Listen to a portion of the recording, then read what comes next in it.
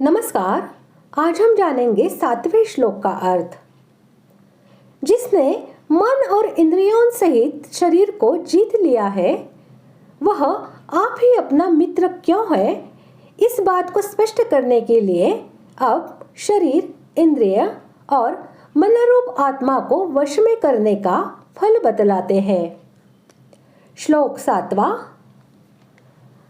जितात्मनः प्रशान्तस्य परमात्मा समाहितः शीतोष्ण सुख दुःखेषु तथा मानापमानयोः। श्लोक का अर्थ। सर्दी गर्मी और सुख दुखादि में तथा मान और अपमान में जिसके अंतःकरण की वृत्तियां भली भांति शांत है, ऐसे स्वाधीन आत्मा वाले पुरुष के ज्ञान में सच्चिदानंद घन परमात्मा सम्यक प्रकार से स्थित है, अर्थात उसके ज्ञान में परमात्मा के सिवा अन्य कुछ है ही नहीं। यहाँ शीत उष्ण, सुख दुख और मान अपमान शब्द उपलक्षण रूप से है। इसलिए इस प्रसंग में शरीर, इंद्रिय और मन से संबंध रखने वाले सभी सांसारिक पदार्थों का, भावों का और घटनाओं का समावेश समझ लेना चाहिए। यहाँ शीत और उष्ण पद अनुकूलता और प्रतिकूलता के वाचक है। शीत अर्थात अनुकूलता की प्राप्ति होने पर भीतर में एक तरह की शीतलता मालूम देती है, और उष्ण अर्थात प्रतिकूलता की प्राप्ति होने पर भीतर में एक तरह का संताप मालूम देता है। तात्पर्य है कि भीतर में न शीतलता हो और न संताप हो, प्रत्युत एक समान शांति बनी रहे, अर्थात इंद्रियों के अनुकूल प्रतिकूल विषय, वस्तु, व्यक्ति, घटना, परिस्थिति आदि की प्राप्ति होने पर भीतर की शांति भंग न हो।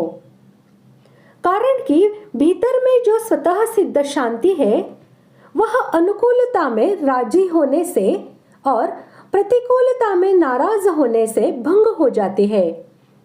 अतः शीत उष्ण में प्रशांत रहने का अर्थ हुआ कि बाहर से होने वाले संयोग वियोग का भीतर असर न पड़े। शरीर, इंद्रिय और मन को जिसने पूर्ण रूप से अपने वश में कर लिया है, उसका नाम जितात्मा है। ऐसा पुरुष सदा सर्वदा सभी अवस्थाओं में प्रशांत या निर्विकार रह सकता है और संसार समुद्र से अपना उद्धार करके परमात्मा को प्राप्त कर सकता है। इसलिए वह स्वयं अपना मित्र है। यही भाव दिखलाने के लिए यहाँ जितात्मनः पद का प्रयोग किया गया है। परमात्मा पद सच्चिदानंद घन परब्रह्म का वाचक है और समाहित पद से यह दिखलाया गया है कि उपर्युक्त लक्षणों वाले पुरुष के लिए परमात्मा सदा सर्वदा और सर्वत्र प्रत्यक्ष परिपूर्ण है। तथा मानापमानयोः का मतलब ऐसे ही जो मान अपमान में भी प्रशांत है। अब यहाँ कोई शंका करे कि मान अपमान भी तो प्रारब्ध का फल है, अतः यह शीत उष्ण यानी अनुकूल प्रतिकूल परिस्थिति के ही अंतर्गत आ गया। फिर इसको अलग से क्यों लिया गया?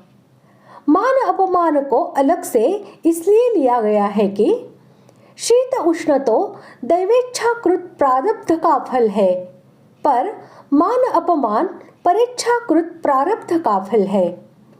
यह परेच्छाकृत प्रारब्ध मान बढ़ाई में भी होता है और निंदा स्तुति आदि में भी होता है। इसलिए मान अपमान पद में निंदा स्तुति लेना चाहे तो ले सकते हैं। तात्पर्य यह हुआ कि कर्मयोगी दूसरों के द्वारा किए गए मान अपमान में भी प्रशांत रहता है, अर्थात उसकी शांति में किंचित मात्र भी फर्क नहीं पड़ता।